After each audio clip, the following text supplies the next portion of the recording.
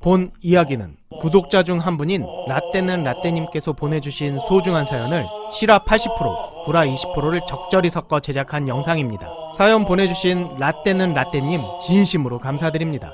소중한 구독자분의 사연이니만큼 무례한 댓글은 지양해 주시길 부탁드립니다. 내 이름은 송영규, 2010년 군번으로 강원도에 위치한 포병대대에서 복무했다. 처음 자대에 배치받은 날, 이야, 니가 그 낙성대 다니다가 온 신병이구나. 자식 공부 좀 했나봐. 잉? 이병 송현규. 아닙니다. 나중에 니네 포대장하고 면담하거들랑 꼭 사격지휘병 하겠다고 해. 알았어? 이병 송현규. 예, 알겠습니다. 나중에 알았는데 포대장과 작전장교는 친한 친구 사이였다. 신병 인사서류를 본 작전장교는 이미 나를 사격지휘병으로 점 찍어놨고, 작전장교의 공작으로 나는 사격지휘 주특기를 받게 된다. 아마 내가 다니는 대학을 보고 머리가 좋을 것이라 예상해 뽑은 것 같다. 내가 그 학교 다니는 건 맞는데 예체능 계열이다. 작전장교님 실수하셨어요. 저 머리 안 좋아요. 그렇게 시작한 자대 생활. 생활관에 오니 다른 고참들은 근무 때문에 없었고 최고참 병장이 나를 반겨주었다. 최고참 병장은 나를 인솔에 밥을 먹이고 샤워시킨 뒤 더블백을 풀어주었다. 모든 게 생소했던 나는 정신없는 하루를 보내고 잠자리에 들었다. 그때 상황실 근무를 마친 선임 2명이 들어왔다. 10개월 선임 최성철 상병, 그리고 이번 편의 주인공 2개월 선임 김주용 이병. 이거 이번에 온 신병이구나. 반갑다. 잘해보자. 이병 송현규. 네, 잘 부탁드리겠습니다. 최성철이 씻으러 나가자 김주용은 기다렸다는 듯 내게로 왔다. 이야, 반갑다. 야, 내가 네 맞선임이야. 이병 송현규, 잘 부탁드립니다. 김주용은 160이 좀 안 되는 작은 키에 도수 높은 안경을 끼고 약간은 어리숙한 모습이었지만 세상에 이렇게 착한 사람이 있을까 싶을 정도의 아주 따뜻한 미소로 나를 맞이해 주었다. 김주용 이병님처럼 좋은 분이 내 맞선임이라니 다행이다. 걱정했는데 그날 나는 아주 편안하게 잠들 수 있었다. 이틀 뒤 아침, 1조 점호와 구보 후 식사 집합 전 포대원이 세면하는 시간. 김주영 이병의 얼굴이 어두웠다. 무슨 일인지 걱정이 됐던 나는 조용히 말을 걸었다. 김주영 이병님, 편히 주무셨습니까? 라고 말을 건넸고 김주용은 나를 쳐다보지도 않고 낮게 읊조렸다. 알 꺼져. 순간 가슴이 철렁했다. 내가 뭘 잘못했나? 분명 이틀 전 밝은 미소로 반겨줬던 그 선한 모습은 온데간데 없고 분노에 휩싸인 키 작은 악마가 내 옆에 서 있는 것 같았다. 선임들 이야기하는 걸 들었는데 야간 상황실 근무 중 꿀잠을 자다가 함께 근무하던 선임에게 걸려 탈탈 털린 것. 사회에서처럼 한두 번 보고 말 사람이면 뭐야 이 미친놈은 이라고 생각하고 상종 안 하겠지만 김주용은 내 맞선임이다. 군생활 내내 봐야 한다. 내 군생활이 순탄치 않을 것을 이때 직감했다. 김주용과 나는 작전부대 내에서 같은 주특기인 FDC였다. FDC에 대해 간단하게 이야기하자면 컴퓨터를 이용해 다양한 각도와 변수들을 계산 후 산출된 사격 재원을 각 포대에 전달하는 책임감 높은 병과다. 만약 이 컴퓨터가 고장났을 때는 그 모든 복잡한 계산과 변수를 직접 수기로 그 재원을 산출해야 하므로 포술에 대한 많은 공부가 필요하다. FDC는 작전과장님, 작전장교, 사격재원 통제관, 최성철 상병, 김주용 이병,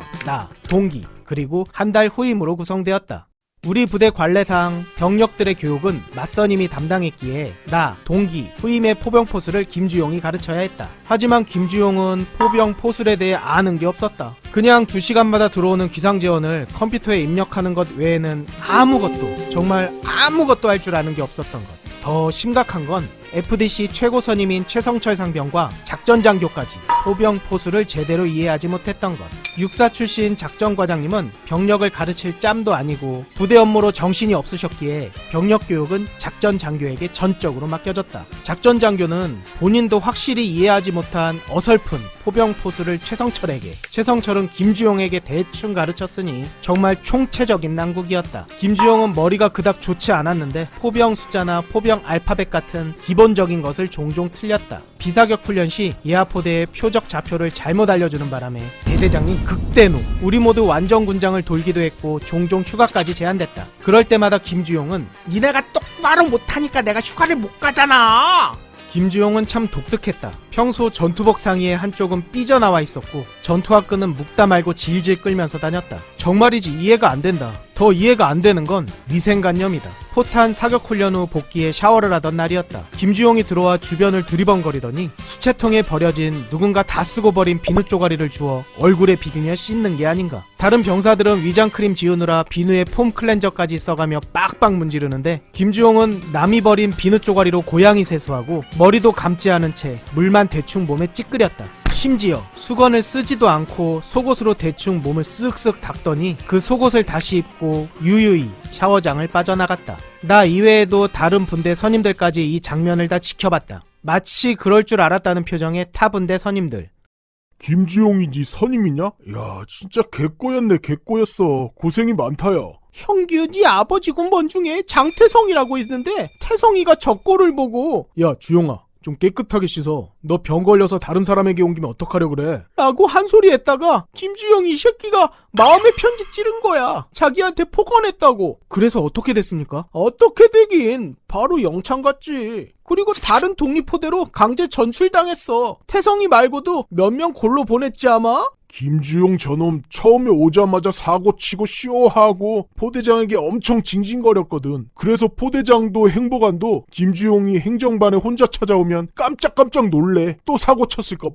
결국 관심병사 타이틀 따고 뻘짓거리에도 웬만하면 그냥 못 본 척 넘어가는 분위기야. 군대 꼴 잘 돌아간다, 젠장. 나중에 저녁 후 모임에서 상담 병사였던 형을 통해 들었는데 김주용에게는 롤모델이 있었다고 한다. 김주용보다 3개월 고참 구필상. 구필상은 극단적인 선택 소동을 벌이다가 의무대 유배령이 내려졌고 저녁시까지 관찰하는 걸로 해서 모든 훈련 사역에서 제외됐었다. 구필상을 롤모델로 삼고 꿈을 키웠으나 김주용은 실패하고 만다. 그러던 어느 날 내 군생활이 완전히 꼬이고 마는 그 사건이 벌어지고 만다. 우리 부대는 내가 속한 본부와 알파 소대가 함께 막사를 쓰고 있어 간부는 20명 남짓, 병사만 해도 200명에 가까운 인원들이 함께 식당을 이용한다. 본부와 알파가 돌아가며 배식과 식당 정리를 했고 그날은 우리 분대 차례였다. 그날도 김주용의 얼굴은 썩어 있었다. 상황 근무를 쏘다가 또 꿀잠을 주무시는 바람에 고속지령대 내용을 놓쳤고 다른 선임에게 개 털린 것. 김주용은 썩은 얼굴로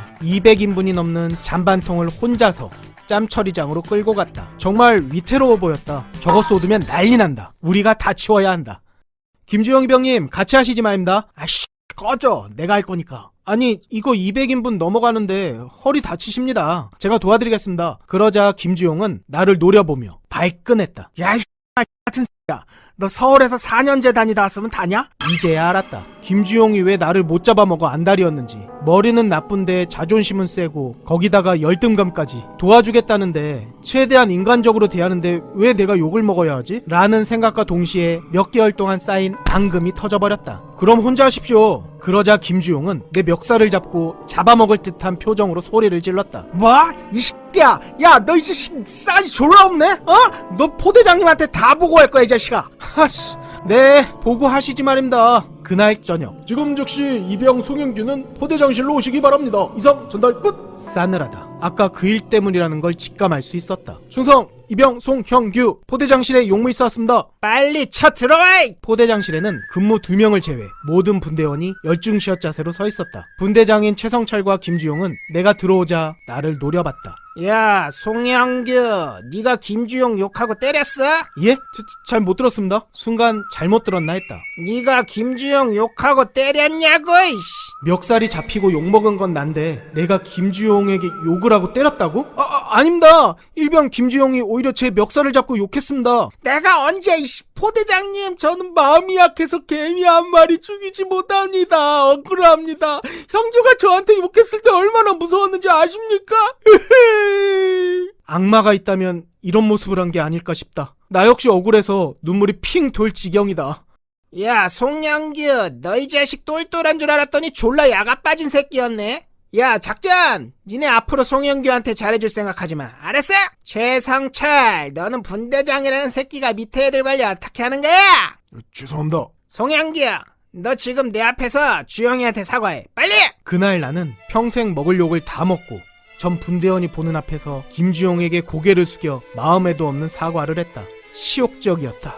그날 이후 포대장과 분대장 최성철은 나를 투명인간 취급했고 포대장과 친구인 작전장교도 나를 벌레 보듯 했다.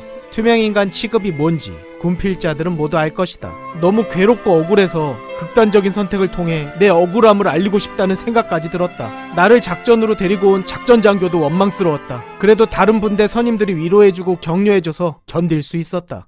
그렇게 시간은 흐르고 대한민국의 길이 남을 충격적인 사건, 연평도 포격 도발이 터졌다. 말년 휴가를 제외 모든 휴가가 제한됐고 진돗개 하나 상황에서 북한이 난리칠 때마다 몇 번씩 벙커로 짐을 옮겨야 했다. 한 달 동안 언제 끝날지 모를 이 생활이 지속되자 우리들은 모두 지쳐갔다. 그 와중에도 김주용은 훈련 틈틈이 몰래 공중전화기로 집에 전화를 했고 어느 날 갑자기 울면서 포대장을 찾아간다. 왜 또 뭐야? 야 김주용 왜 그래? 외할머니께서 위독하십니다. 저 원휴가 좀 보내주시지 말입니다. 당신은 상황이 너무 급박하게 돌아가던 때라 포대장은 보내줄 수 없다고 거절했다. 그러자 김주용은 매일 썩은 얼굴로 울상을 하고 간부들 앞에서 세상 불쌍한 척을 했다. 이 관심병사의 이런 죽상이 전체 병사들의 사기에 큰 위해가 된다고 판단한 걸까? 아니면 이놈이 사고칠까 두려웠던 걸까? 견디다 못한 포대장은 김주용의 일병 정기 9박 10일 중 3박 4일을 떼어 청원 휴가를 허락한다.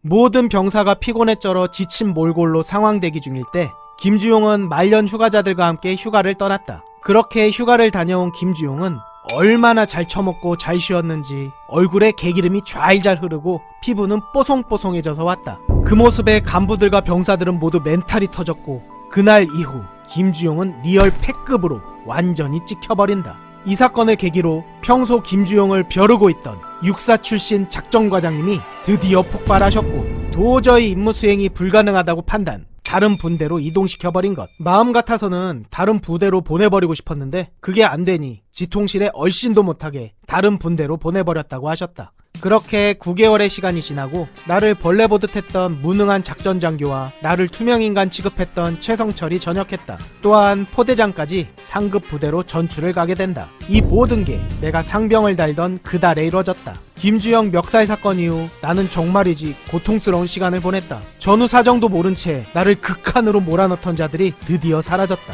얼마 후 새로운 포대장과 작전 장교가 왔다. 새로운 작전 장교님은 우수한 성적으로 포병학교를 졸업한 나와 같은 대학 출신 선배였다. 신임 작전 장교님은 제일 먼저 사격 지휘병의 임무 수행 능력을 파악하셨다. 그리곤 이거 안 되겠는데? 다들 모이라고 해봐. 신임 작전 장교님은 다들 모아놓고 초고속 과외를 해주셨고 사격 지휘병들 모두는 놀랍게도 반나절 만에 포병 포수를 이해해버렸다. 개인이 가진 지능지수에 대해 비하할 생각 전혀 없다. 하지만 전임 작전장교와 신임 작전장교 두 분을 보며 확실하게 느낀 게 있다. 상급자가 멍청하면 모두 죽는다. 그렇게 주특기를 이해하고 자신감이 붙은 나는 뒤늦게 군생활에 재미를 붙이기 시작했다. 시간이 지나면서 나는 장교 부사관 사이에서 능력 있는 병사, 차기 분대장으로 인식됐고 대대장님께서 직접 불러 격려해 주실 정도로 인정받기 시작했다. 게다가 새로운 신입 장교들은 군생활을 잘 모르니 내게 조언을 구하는 경우가 많았고 나는 최대한 그들의 가오를 살려주며 겸손하고 소상하게 알려주었다. 그러다 보니 소위 중위급 장교, 하사 중사급 간부들과는 뒤에서 친구처럼 지내는 부대 내 실세가 되어버렸다. 반면 김주용은 짬을 먹을수록 패급으로 취급됐다. 어머니께 전화해서 엄마 잘 살아? 라고 말한 뒤 사라지는 바람에 전포대가 뒤집혀 찾으러 나가는 소동이 있었고 간부 식당에 사라진 주임원사 젓가락이 김주용의 관물대에서 발견되질 않나. 마사지방 광고지 보며 해피타임 갔다가 야간에 병력 체크하던 주임원사님께 걸리질 않나. 그 이외에도 자잘한 사고들을 많이 쳤다. 그러던 어느 날 누군가 마음의 편지로 김주용을 찔렀다. 아이러니하다. 마음에 안 드는 사람을 수차례 골로 보낸 무기였던 그 마음의 편지가 이번에는 역으로 김주용을 찌른 것. 신임 포대장님은 인사장교였던 분으로 이미 김주용의 악행을 익히 들어왔기에 진상조사를 하셨고 김주용에게 괴롭힘 당한 병사들을 모이게 했다. 모인 병사들은 하나같이 자대에 전입해온 지 한 달이 채 안 되는 신병들. 그럴 수밖에 없는 게 자신이 괴롭혔던 후임들은 이제 짬 먹고 대가리가 커지니 좀 많이 부담스럽고 괴롭힐 대상은 신병밖에 없었던 것. 강약약강. 신병들 괴롭히며 우월감을 느끼는 찌질한 놈. 전임 포대장 시절 전 분대원 앞에서 내가 당한 그 치욕적인 모습처럼 김주용은 전 분대원 앞에서 신임 포대장에게 조리돌림 당했다. 워낙 많은 증언이 있었기에 부정도 못하고 질질 짜며 용서를 구하는 김주용. 야, 김주용, 너 이 정도면 영창으로 안 끝나는데 세상 불쌍한 척 살아온 네 노력이 가상해서 그냥 내버려 두는 거야. 쥐죽은 듯이 조용히 살다 전역해. 알았어? 그렇게 김주용은 남은 5개월 동안 내가 당한 것처럼 투명인간 취급을 받게 된다. 나는 포대장과 작전장교, 분대장에게만 당했지만 김주용은 우리 포대 전부에게 투명인간 취급을 받았다. 시간이 지나고 김주용의 저녁날이 다가왔다. 당시 나는 포대 최고 실세였고 그날도 생활관에 짱 박혀 TV를 보고 있었다. 그때 김주용이 생활관으로 찾아왔다. 그리고 처음 우리가 만났을 때 보여줬던 세상에 이렇게 착한 사람이 있을까 싶은 아주 따뜻한 미소를 지으며 뭔가를 내밀었다. 형기 형, 그동안 미안했어. 이거 선물이야. 받아. 커피 믹스 1개, 한 통도 아니고. 나는 TV에서 눈을 떼지 않은 채 단호하고 나직하게 말했다. 꺼져 이 더러운 새끼야. 김주용의 씩씩거리는 숨소리가 커졌다. 분명 그 단축구멍 같은 눈으로 나를 노려볼 것이다. 지가 어쩔 건데. 군생활 엿같이 한 놈이 저녁 전날 꼰지른다고 누가 신경이나 쓰겠는가. 그날 밤 점호 직전 어수선한 시간, 김주용은 다른 전역자들이 했던 것처럼 생활관을 돌며 인사하기를 시전했다. 그러자 야, 김주용, 너 씨발 내일 저녁이라고 지금 우리한테 인사하러 온 거냐? 이런 뿡, 너 딱 기다려. 점호가 끝났다. 기다렸다는 듯이 전 포대원은 김주용을 돌아가며 마사지했다. 당연히 나도 알차게 꿀밤 하나 먹여줬다. 상처가 나면 안 되기 때문에 모포마리를 하고 마사지했다. 보통은 전역자에게 후임들이 저녁모를 선물해주는데 김주용에게는 그렇게 해주는 후임이 없었다. 그래서 휴가 복귀할 때 본인이 구입하고 후임들 이름을 오버로크 쳐서 왔다. 보니까 얼씨구 세상 화려한 무늬는 다 넣었네. 싸제 전투복을 입고 복귀했는데 공수마크까지 붙여서 왔다. 우리가 포병이지 공수부대냐? 으이그씨. 그날 밤 김주용에게 당한 후임들은 행정실의 커터칼로 전역모와 전투복을 여기저기 찢어버렸다. 게다가 한 녀석은 소변까지 시원하게 갈겼으니 마사지를 받는 김주용의 비명소리는 근무 교대가 있을 때마다 들려왔고 나는 침대에 누워 흐뭇하게 ASMR을 즐겼다. 그 와중에도 김주용은 정신 못 차리고 야 이 새끼들아, 내일 포대장님한테 다 보고할 거야. 니들 다 영창이야 영창 을 연발했다. 그러던가 말던가. 다음날 아침이 됐고 한 사람의 전우가 전역하는데도 그 누구 하나 신경 쓰지 않고 자기 일을 했다. 당연히 이전 전역자들에게 해줬던 축하 도열 따위도 없었다. 김주용은 대대장님께 저녁 보고를 마친 뒤 포대장님과 행보관님에게 인사를 하러 왔다. 포대장님, 행보관님 가보겠습니다. 충성! 저 포대장님, 행보관님, 저 꺼져. 포대장은 서류에 사인을 하며 김주용을 한 번도 쳐다보지 않았고 행보관은 벌레 보듯 김주용을 노려봤다고 한다. 김주용은 찌린내가 풍기는 찢어진 전투복과 오버로크가 다 터진 전용모를 쓰고 상의를 한쪽 내놓은 채 전투화를 질질 끌며 부대를 떠났다. 그게 내가 본 김주용의 마지막 모습이다. 그 뒤 저녁 모임을 가졌는데 당연히 김주용은 안 왔고 포대원들 그 누구도 김주용의 소식을 아는 사람은 없었다. 김주용씨, 당신으로 인해 나의 군생활의 절반이 지옥이었습니다. 하지만 10여 년이 지난 지금은 그때의 감정조차 남아있지 않네요. 다만 이 말은 꼭 하고 싶습니다. 사회에서는 우리에게 보여줬던 모습이 아니길 바랍니다. 그건 사회와 주변에 대한 민폐니까요.